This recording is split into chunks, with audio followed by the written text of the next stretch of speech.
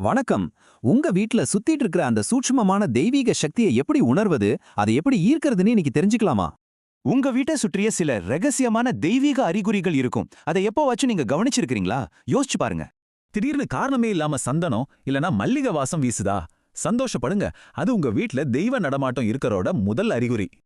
அதே போல காமாட்சி விளக்குல எரியும் பிரகாசமான நிலையான வெள்ளைச் சுடர் பரிபூர்ண தெய்வீக அருள் நிறைஞ்சிருக்கிறத காட்டும் ஒரு அற்புதமான அளவுகோல்.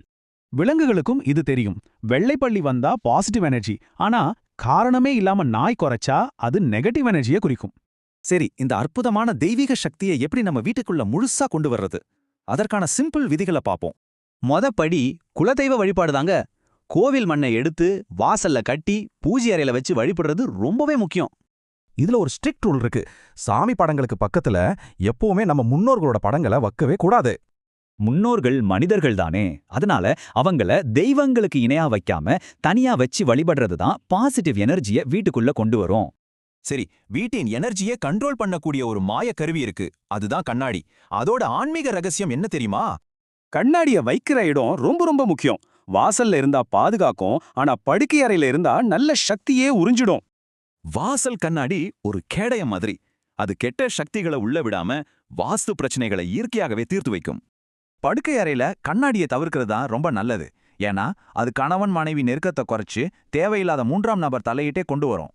அதிகாலையில கண்ணாடிய பார்த்து தியானம் செஞ்சா உங்களுக்குள்ள இருக்கிற தெய்வீக சக்திய, அதாவது அந்த அகம் பிரம்மாஸ்மி நிலைய நீங்க உணரலாம். பிரம்ம முகூர்த்தத்துல கண்ணாடியோட தியானம் செஞ்சா உங்க வேண்டுதல்கள் நிறைவேறுமாம். அதோட உங்க சொந்த ஆறாவையே நீங்க பார்க்க முடியும். கண்ணாடியை போலவே விலங்குகளும் சக்தியை ஈர்க்கும். அதனாலதான் கோவில்ல இருந்து அந்த புனிதத்தோட வரும்போது நாய்களை பார்க்க கூடாதுன்னு சொல்றாங்க. ஜோதிடத்துக்கு வருவோம். உங்க குழந்தைக்கு ரொம்ப சீக்கிரமாவே ஜாதகம் பார்க்கறீங்களா? நில்லுங்க, இதுல ரொம்பவே கடுமையான பாரம்பரிய விதிகள் இருக்கு. 6 இந்த எண்ணை நல்லா ஞாபகம் வச்சுக்கோங்க. 6 வயசு வரைக்கும் குழந்தைங்களோட ஜாதகத்தை நம்ம கட்டாயம் பார்க்கவே கூடாது. ஏன்னா அந்த வயசு வரைக்கும் குழந்தைங்க நேரடியாகவே தெய்வத்துக்கிட்ட பேசிட்டு இருப்பாங்களாம். அவங்க எதிர்காலத்தை நம்ம கணிக்க முயல்றது ரொம்ப தப்பு. அப்போ எப்ப ஜாதகம் பார்க்கலாம்?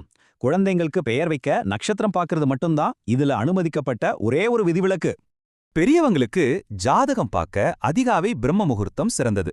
கண்டிப்பா ராகு காலம் யமகண்ட நேரங்களை தவிர்த்துட்டு நல்ல நேரத்துல கொடுங்க. வாசனையில ஆரம்பிச்சு கண்ணாடி வரைக்கும் பல ரகசியங்களை பார்த்தோம். இன்னைக்கு உங்க வீட்டு நாட்டல நீங்க எப்படி மாத்த போறீங்க?